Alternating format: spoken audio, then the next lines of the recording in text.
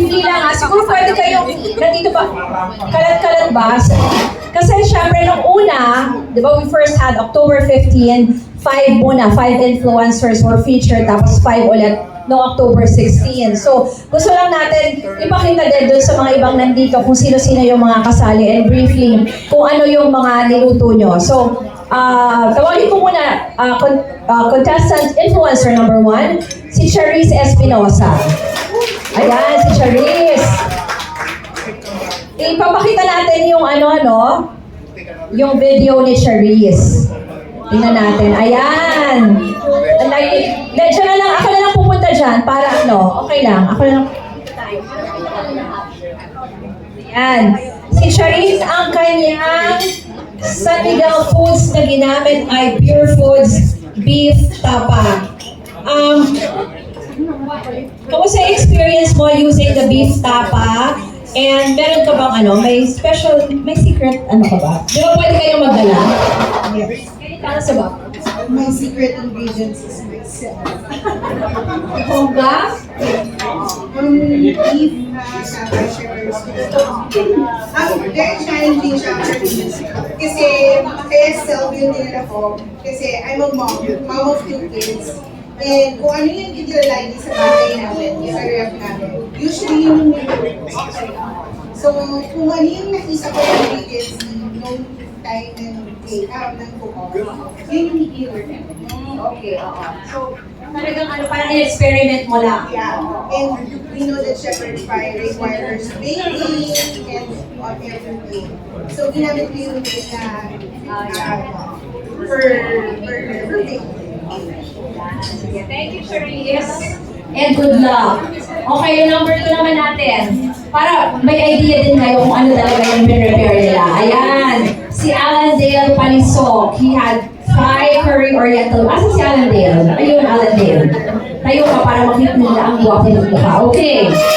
Sabi dito, ang ginamit mo ay Magnolia Chicken Templados Oriental Wings. At meron ka daw secret ingredient. Yes, okay.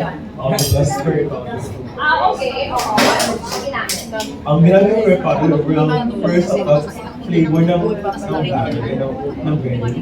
And nagamit ko rin sa pag-flavor ng sauce na namin ko for the chicken. Kasi underneath that, yung white sauce.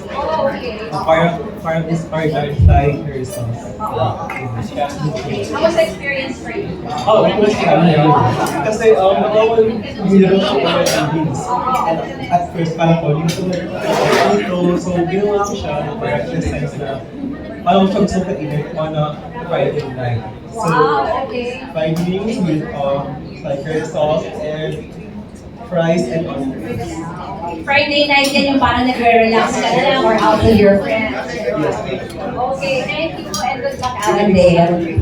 Ito naman, palakpakan natin si Alan Dale. Our third influencer is Miguel Eugenio. Wala siya. Okay. Anyway, makikita niyo yung kanyang food, ang kanyang delicious dish, cheesy fingers pasta, and she used that with Magnolia Chicken Templados cheesy chicken fingers.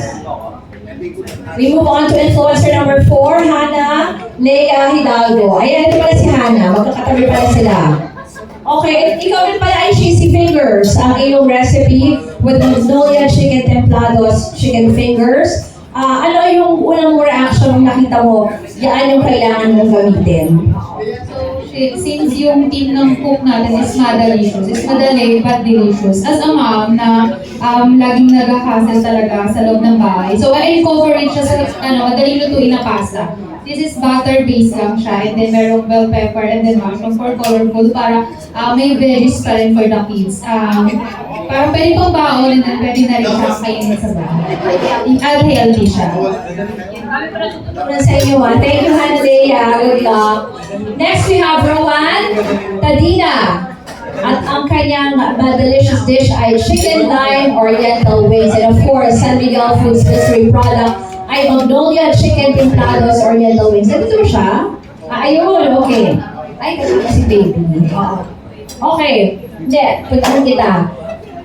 Nandito ang iyong secret ingredient, pero ikwento ko sa kanila kung ano yun at paano mo siya ginamit. These brown peppers. Sabi ko, since galing ako ng Bulacan, so ang nadala ko is dayap. Yun, may dayap doon. So, I made it a point na sakto naman yung dala-dala kong dayap na dinresel ko dun sa Oriental Wings. Maaga rin ako natapos kasi madalicious nga, so I made it in 30 minutes.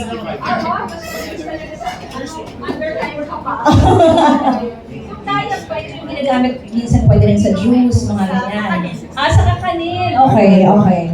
Wala talaga ako alam sa ano. Sorry, sa pagluluto. Anyway, thank you and good luck. Our sixth influencer is Kathy Kenny Balmores. Is she here? Ayan,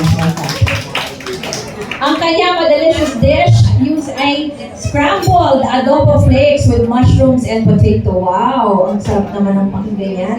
And the ingredient is Pure Foods ready-to-eat adobo flakes. So bakit yan ang naisip mo? At usually ba, sino ba talaga yung pinaghahandaan mo? Okay, so I'm not really like a cook. I just started cooking, so luckily I got this. It's very easy kasi igisa mo lang. Then you add the eggs, and then you add whatever you can find in the pantry, which is normal potatoes.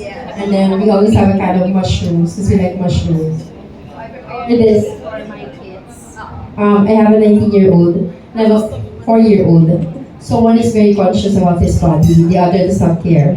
So this one is perfect kasi pwede siya sa sandwich. So with wheat bread, it's perfect.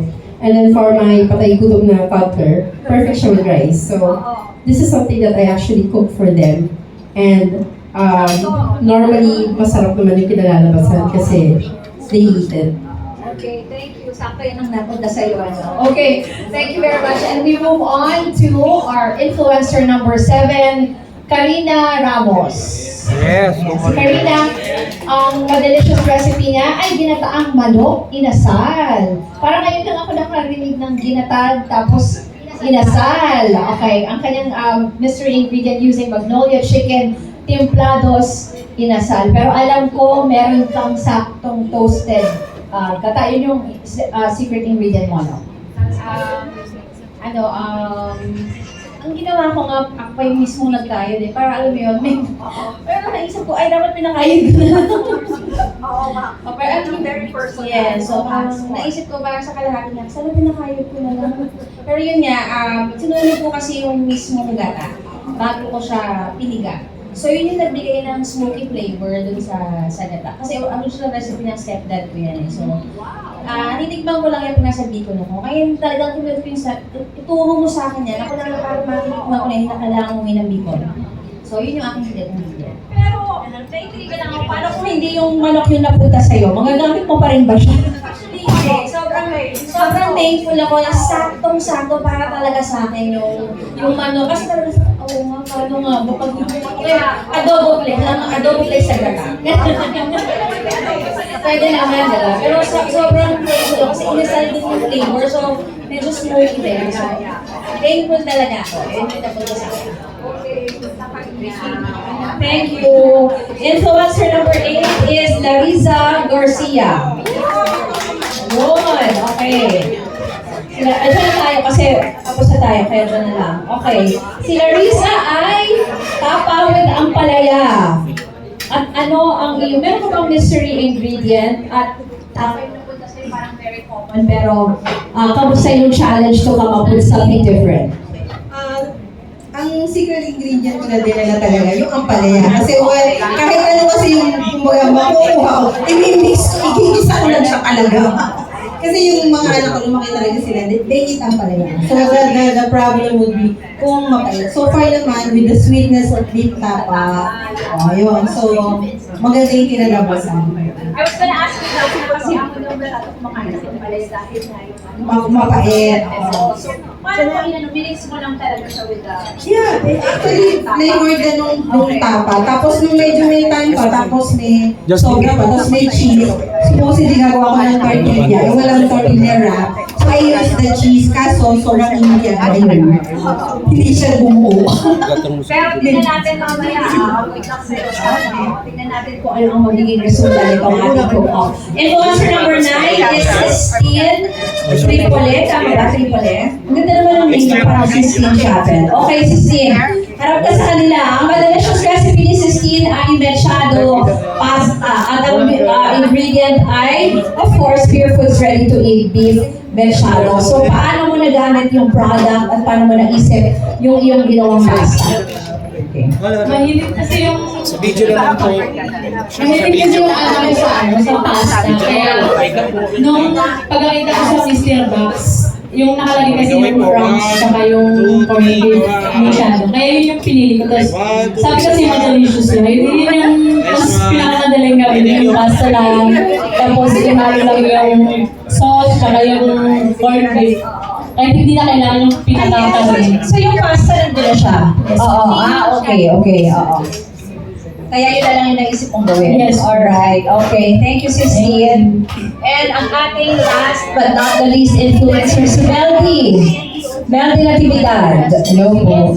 Ay, ayun, ikaw pala si Meldy. Okay. Ang kanyang product ay Cheesy Star Kare-Kare Patty Balls. And ang ginamit, of course, ay Star Nutri-Meats Ulam Kare-Kare. Okay. Paano mo siya naisip na gawin? Upon seeing the mystery bag, I have two choices. The one is the chicken wings then, and then yung kare-kare. Since talagang kare-kare lover ko, pagkakita pa lang ng mystery bag, kare-kare na agad yung choice ko. Pero since nung naging nanay ako, a single mom of a decade, ang struggle ko is mag-prepare ng kare-kare sa bahay kasi ayaw talaga ng mga anak ko. Medyo mahirap siya talaga i-prepare. So, pagkakita ko ng kare-kare, sabi ko, chance ko na rin to, kung paano ko i-elevate yung kare-kare, in a way na magugustuhan ng mga anak ko. Tapos, i-incorporate mo syempre yung team namin, which is madali and delicious. Kaya, I think ako yung pinakamabilis na tapos during the dagdag ko, I did it for only 15 to 20 minutes. Ganun madali. Yes. And aside from that, sinigurado ko din na mag-incorporate ang vegetable. Para at the same, hindi lang siya madali and delicious, healthy din. Perfect talaga for the family. Okay, thank you, Melody Natividad, and good luck sa ating 10 influencers.